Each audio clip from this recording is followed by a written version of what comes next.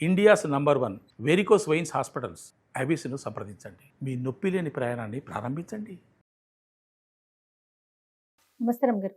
నమస్తే జీ. రమ్మగారు, ఏదైనా మంచి స్టోరీ చెప్తారా? కొంచెం పెద్ద కథ చెప్తాము.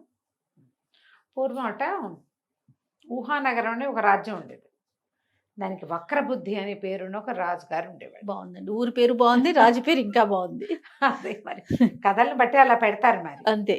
అయితే ఈయనకి ప్రతాపుడు అని ఒక అతను, ఒక కుర్రాడు సైనికుడుగా ఉండేవాడు ఆయన రాజ్యంలో. సైన్యాధిపతి కాదు, ఒక చిన్న పోస్టు. వీడు భలే చక్కటి వాడు, మంచి సాహసి, చాలా మంచివాడు కూడా.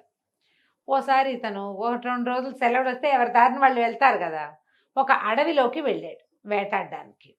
ఆ వేటాడుకుంటూ అటాట తిరిగాడు. తిరిగి ఏమైంది, ఒక చోట బాగా దాహం వేస్తుందని ఒక చెరువు దగ్గర మంచినీళ్ళు తాగి దాని గట్టు మీద కాసేపు పడుకున్నాడు. ఏమైనా లేళ్ళో గీళ్ళో వస్తాయి నీళ్లు తాగటానికి, దేన్నైనా కొట్టచ్చని కొద్దిగా ఆ పడుకున్నవాడు పక్కకి తిరిగి బాణం ఎక్కుపెట్టి రెడీగా ఉన్నాడు.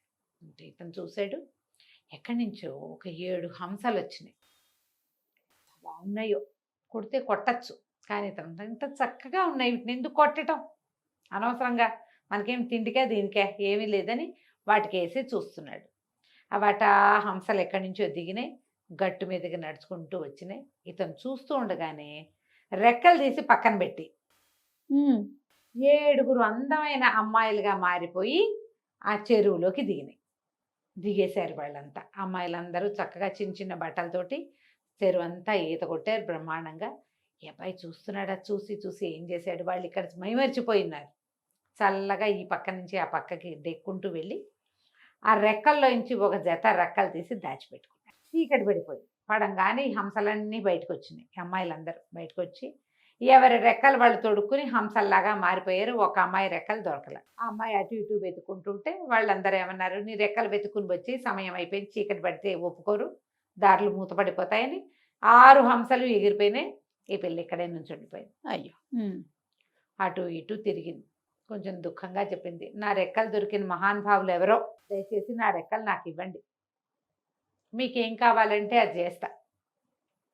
పిల్లలు కన్నా తండ్రులైతే నేను కూడా మీ పిల్లని అనుకోండి, ఏ కన్యో అయితే మీ సోదరుని అనుకోండి, ఎవరైనా అవివాహితుడైన యువకుడైతే నేను మిమ్మల్ని పెళ్లి కూడా చేసుకుంటాను, నా రెక్కలు మాత్రం పాడు చేయొద్దు, నా రెక్కలు నాకు ఇవ్వండి. జాలేసింది ఇతనికి, బతిలాడుకుంటోంది అంత చక్కటి అమ్మాయి. తను కనపడ్డాడు. ఆ అమ్మాయికి కనపడి అతను అన్నాడు, తీసుకొని రెక్కలు నువ్వు తీసుకొని, నేను బాధ పెట్టినందుకు నన్ను క్షమించు, నువ్వు వెళ్ళిపోతావేమో వెళ్ళిపోమన్నాడు. అనేసరికల్లా అమ్మాయి ఏంది, ఎంత మంచివాడివి, మానవుల్లో ఇంత మంచివాళ్ళు ఇంత చక్కటి వాళ్ళు ఉంటారా, మానవులు ప్రమాదకారులని మా ఊళ్ళల్లో చెప్పుకుంటారు అన్నది. అనేసరికల్లా ఇతను అన్నాడు, అందరూ నా ఉంటారు ఇలాగా, అంత నచ్చితే పెళ్లి చేసుకోవచ్చుగా పోనీ నన్ను అన్నాడు. అనేసరికి ఆవిడ నవ్వింది, నేను మాట ఇచ్చాను ముందేనని మెడలో ఉన్న నవరత్నాల మాల తీసి అతని మెడలో వేసింది. నేను అన్నాను ముందే, అవివాహితుడైన వాడైతే వివాహం చేసుకుంటాను అని, నా రెక్కలు పాడైతే ఇంకా నాకు జీవితమే లేదు, అవి ఉంటే నేను ఎప్పటికైనా కొంతకాలానికి మా ఇంటికి వెళ్ళగలుగుతాను అని చెప్పింది. ఆ రెక్కలు దాచిపెట్టుకుంది. అతనితో పాటు అతని ఇంటికి వచ్చేసి వాళ్ళకు కూడా లోకంలో తెలిసిపోయింది, మానవుడు ఎవరికో మా తమ చెల్లెలు దొరికేసింది అని. ఇక అతను అమ్మాయితో పాటు ఇంటికి తీసుకొచ్చుకున్నాడు. చిన్న సామాన్యమైన కుటుంబం, పర్వాలేదు. కానీ ఎప్పుడైతే ఈ అమ్మాయి ఇతనితో పాటు ఒక అందమైన అమ్మాయి, చక్కగా మంచి బట్టలతోటి దేవతా స్త్రీలాగా ఉన్న అమ్మాయి వచ్చిందో ఊరంతా చెప్పుకున్నారు. బాగా చెప్పుకుని రాజుగారి దాకా పోయింది. రాజుగారు పిలిచాడు, ఏమిటో మీ ఆవిడ చాలా అందగత్తట, అంత చక్కటి అమ్మాయిని ఎట్లా సంపాదించాబోయ్ ఏమిటో అని అడిగాడు. అడిగితే నా భార్య ఒక దేవతా స్త్రీ అండి, ఇలాగా హంస రెక్కలు ఉన్నాయి వాళ్ళకి, నేను ఆ రెక్కలు సంగ్రహించడం వల్ల ఆమె నాతో వచ్చింది అని చెప్పేసరికి ఆ వక్రబుద్ధి రాజుగారికి చాలా ఆశ పుట్టింది. ఆ దేవతా స్త్రీ ఏదో మన దగ్గర ఉండకూడదు, వీడిని ఏమైనా చేస్తే ఆవిడ చచ్చినట్టు ఉంటుంది ఇక్కడ. మానవుల జీవితం ఎన్నాళ్ళు, కొంతకాలం అన్నాళ్ళు ఉంటుంది గ్యారంటీగా, వాడు లేకపోతే వాడు మన దగ్గర ఉంటుంది. ముందు చంపేసామనుకో దానికి కోపం వస్తుందేమో, అందుకని ఏమన్నాడు, సరే మంచి మాట ఏమని ఏవో బహుమతులు ఇచ్చాడు, ఒక మంచి ఇల్లు ఏర్పరిచాడు, దేవతా స్త్రీ వచ్చింది భూలోకానికని పంపించేసాడు. పంపించేసి కొద్ది రోజులు పోయాక ఇతన్ని పిలిచాడు. అబ్బాయి 7 సప్త సముద్రాలు దాటిన తర్వాత ఒక పెద్ద కొండ వస్తుంది, సప్త సముద్రాల తర్వాత ఉండే కొండ మీద ఒక చివరి శిఖరం మీద ఒక పెద్ద భవనం ఉంది. అందులో చిత్రాంగుడు అనే ఒక యక్షుడు ఉన్నాడు. వాడు 9 అంగుళాల మనిషి, 90 గజాల పిలక ఉన్నాయి వాడికి. 9 అంగుళాల ఇంతే అదే ఉంటాడు అదే వాడు. కానీ 90 గజాలు 90 గజాల పిలక ఉంది వాడికి. బాగుంది. యక్షుడు మహాశక్తిమంతుడు.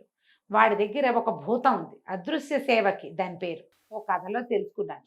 నువ్వు పోయి ఆ శక్తిని స్వాధీనం చేసి పట్టుకురా, నిన్ను సైన్యాధిపతిని చేస్తా అని చెప్పాడు. ఇప్పుడు నేను వెళ్ళానండి, నా చేత కాదండి అనడానికి వీలు లేదు. దేవతాస్త్రీని భారీగా పొందున్నాడు ఇతను. పైగా ఇతడు సాహసి కూడా కొంచెం.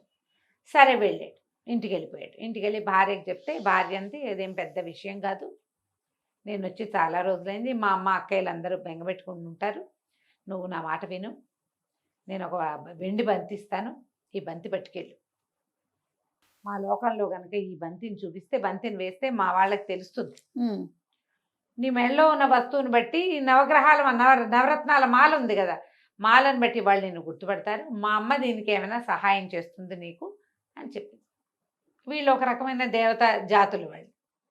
సరే ఇతను ఏం చేశాడు, కొండలు కోనలు దాటుకుంటూ వెళ్ళి ఒక మాయా సరోవరం, అమ్మాయి చెప్పిన అడ్రస్ ప్రకారం ఆ సరోవరంలో బంతిని పడేసేసరికల్లా నీళ్ళన్నీ పక్కకి వెళ్ళిపోయి తను దిగి వెళ్ళడానికి దారి కనపడింది. అతను ఆ దారి వెంబడి పాతాళ లోకం వైపుకి నడుచుకుంటూ వెళ్ళాడు. వెళ్ళగా ఓ ఉద్యానవనాలు అవి ఇవి వచ్చినాయి. ఈ యువకుడిని చూసి అమ్మో మానవుడు అని కొంతమంది అటు ఇటు వెళ్ళిపోయారు, కానీ ఒకళ్ళిద్దరు మెళ్ళో మాల చూసి గుర్తుపట్టి ఇతను అత్తగారి దగ్గరికి తీసుకుపోయారు.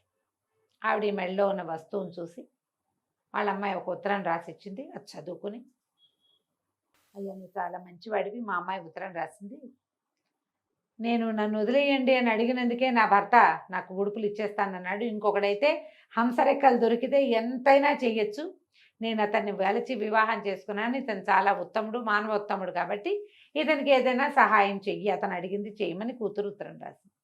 ఆవిడ చాలా సంతోషించింది. చాలా బాగుందని ఏం చేసింది, తమ లోకంలో ఉన్న అన్ని రకాల జంతుజాలాల్ని పిలిచింది. అందరు వచ్చారు. ఎవరికైనా ఈ సప్త సముద్రాల తర్వాత ఉన్నటువంటి ఈ కొండ మీద ఉన్న కొస మీద శిఖరం మీద ఉన్న చిత్రాంగుడు తెలుసా, ఆ లోకం తెలుసా, ఆ యక్షలోకం అంటే మాకు తెలియదు అన్నారు.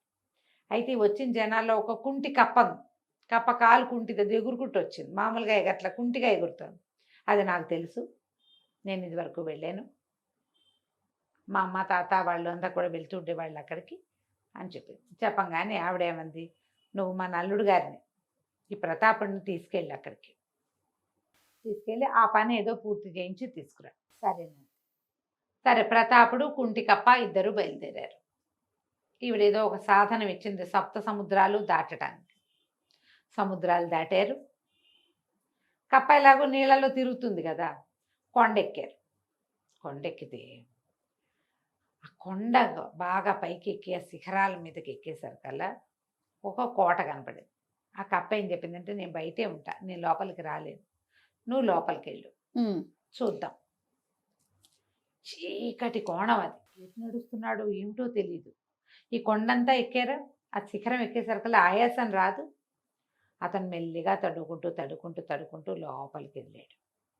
ఎవ్వరూ తగలటల్లా, మనుషులు ఉన్నట్టుగా లేదు, అక్కడ ఏమీ లేదు. ఆ చీకటి కోణం లోపలికి వెళ్ళి సరే స్తంభాలు అవి ఇవి తగులుతున్నాయి చేతులకి. కొద్దిగా కాసేపటి కళ్ళు అలవాటు పడతాయి కదా, ఒక స్తంభాల చాటున కూలబడ్డాడు. ఆ ఆయాసం వచ్చేస్తుంది. ఈ ఆయాసం అణిగే సమయానికి ఢామ్మని వాకిలి తలుపులు తెరుచుకున్నాయి. ఆ బయట ఒకడు నిలబడి ఉన్నాడు. వాడి 9 అంగుళాలు ఉండి పెద్ద పిలకుంది. వాడికి పెద్ద కేకలు పెడుతున్నాడు, అదృశ్య సేవకి అని. అనంగానే టకటక దీపాలు వెళ్ళిపోయినాయి లోపల. ప్రతాపుడు తను కనపడతాడు, కబుక్కున్న స్తంభం వెనకాల దాక్కున్నాడు. వాడు ఆ పిలక సవరించుకుంటూ చిత్రాంగుడు లోపలికి వచ్చాడు. నేను సభకి వెళ్ళాలి, అన్నం పెట్టవా, ఎప్పటికి భోజనం పెడతావు నువ్వు అని గట్టిగా అరిచాడు. అరవంగానే వెంటనే ముందేమో ఈ దీపాలు వెలిగిపోయినాయి. ఒక దీపం చేత్తో పుచ్చుకుని ఒక దీపం కదులుతూ వస్తుంది. ఇతనికి ఒక కలశం వచ్చింది కాళ్ళు కడుక్కోవడానికి నీళ్లు. కాళ్ళు కడుక్కున్నాడు. ఆ తర్వాత ఇతను లోపల నడిచొస్తుంటే ఒక పెద్ద ఆకు, దాని నిండా ఆహార పదార్థాలు, పక్కన ఒక విసనకర్ర ఇట్లా విసురుతూ కనపడుతోంది. మనుషులు కనిపించట్లా. ఈ కూర్చున్నాడు ఈ చిత్రాంగుడు. చకా చకా చకా భోజనం చేసాడు. భోజనం చేసి నేను వెళ్ళొస్తాను అని వెళ్ళిపోయాడు. వెంటనే మొత్తం దీపాలన్నీ ఆరిపోయిన చీకటి కోణం. ఈ ప్రతాపుడు బాగా ఆలోచించి అదృశ్య సేవకి కొంచెం దీపాలు వెలిగించమ్మా అన్నాడు. అనగానే మళ్ళీ దీపాలు వెలిగినాయి. ఓ. ఎవరు చెప్పినా వింటుంది అది. ఉమ్. అదృశ్య సేవకి ఆకలిస్తుంది, అన్నం పెడతావా అన్నాడు. అనగానే ఒక ఆకు టపా సామాన్లు అన్నీ వచ్చేసినాయి. వచ్చేసాక ఇతను ఆకు దగ్గర కూర్చుని, అదృశ్య సేవకి చిత్రాంగుడు భోజనం చేసి వెళ్ళాడు కానీ నువ్వు తినలేదుగా, నువ్వు కూడా వచ్చి కూర్చో భోజనం చేద్దు కానీ అన్నాడు. అనేసరికి ఆ అదృశ్య సేవకు అప్పుడు అతనికి కనపడింది. ఇంత మంచివాడివి, ఎన్ని సంవత్సరాలుగా సేవిస్తున్నానో ఒక్కనాడు ఇంత మృదువైన మాట నేను వినలేదు. నన్ను తినమని ఏ నాడు అతను చెప్పల. ఉమ్. ఒక్కసారి కూడా నువ్వు తిన్నావా అని అడగలేదు, నువ్వు తిను అనలేదు. నువ్వు చాలా మంచివాడివి అంటే, సరే మరి నాతో రా, నాతో వచ్చి అయితే అన్నాడు. అనేసరికల్లా ఆ సేవకి ఏం చెప్పిందంటే, నేను అలా రాలేను, ఉమ్. నన్ను ఆజ్ఞాపిస్తేనే చేస్తా, నన్ను ఆజ్ఞాపిస్తే వస్తాను నీతోటి. సరే అన్నం తినన్నాడు. ఆ భూతం కూడా కూర్చుని భోజనం చేసింది. దాని భోజనం ఇంతంతా ఇతనికి అన్నీ పెట్టింది, చక్కగా తిన్నాడు. అప్పుడు లేచాక అదృశ్య సేవకి, ఇది వదిలేసి నా వెనకాల రా మా ఇంటికి నాతో పాటు అనగానే సరే అని వెనకాల పడి వచ్చేసి బయటకు వచ్చాక కుంటికప్ప కేంద్రం ఉంచింది కొండ కింద. అదే అక్కడ ఎక్కాడు కదా ఇతను. అక్కడికి వెళ్ళాక ఇతను, నాకు ఈ కుంటికప్ప నా ప్రాణ స్నేహితుడు, ఇంత దూరం ఇతన్ని తీసుకొచ్చాడు, ఇతను కుంటితనాన్ని పోగొట్టవా అని అడిగాడు. అడగగానే కాలు కుంటిపోయింది దానికి, ఆ కప్పకి చేసేసింది, అది ఏమైనా చేయగలదు.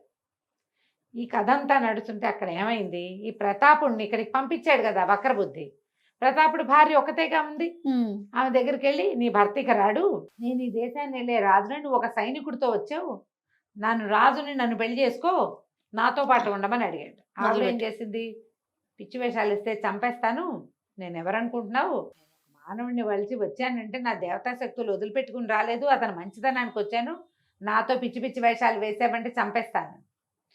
భయం వేసింది ఇతనికి, తగ్గిపోయాడు. కానీ ఆమెను బలవంతం చేసే సాహసం లేదు. కానీ ఏం చేశాడు, ఒక ఒంటి స్తంభం మేడ కట్టి అందులోకి ఆమెను ప్రవేశపెట్టాడు, బంధించేశాడు అనమాట లోపల. ఆమె ఆ బంధనంలోనే లోపల ఉండిపోయింది. ఇప్పుడు ఇతను ఏం చేశాడు, ప్రతాపుడు ఈ కుంటి కప్పని తీసుకుని ఈ అదృశ్య సేవకుని వెంట పెట్టుకుని మా అత్తగారింటికి తీసుకెళ్ళన్నాడు. ముందు ఆ కప్పని తీసుకెళ్ళి అక్కడ దిగవిడిచి అత్తగారికి చాలా థ్యాంక్స్ చెప్పాడు. ఇలా ఇలా జరిగిందంటే ఆవిడ చెప్పింది, అవునాయన నీ మంచితనమే నీకు శ్రీరామ రక్ష, నువ్వు మంచివాడు అవటం వల్లే మా అమ్మాయి నిన్ను పెళ్లి చేసుకుంది, నువ్వు మంచివాడు అవటం వల్లే ఈ అదృశ్య సేవకి నీతో పాటు వచ్చింది, ఈమెను తీసుకుని వెళ్ళు అని చెప్పి ఈయన ప్రతాపుడు ఏం చేశాడు, ఈ అదృశ్య సేవక భూతాన్ని వెంబడబెట్టుకుని సొంత ఊరికి వెళ్ళిపోయాడు. ఇంట్లో చూస్తే భార్య లేదు. ఇతను రాజుగారి దగ్గరికి వెళ్ళాడు. వెళ్ళేసరికల్లా రాజు ఆశ్చర్యపడి, వీడు వస్తాడని ఊహించలేదు. మరి ఇతను చూసేసరికల్లా అతను హడిలిపోయి, నేను నీ భార్యని సొంతం చేసుకోవడం కోసం నేను పంపించాను, నువ్వు ఇప్పుడు సైన్యాధిపతి అవ్వాలంటే నువ్వు అమ్మాయి నాకు స్వాధీనం చేయమనేసరికల్లా అతను గట్టిగా ఒప్పుకోలేదు.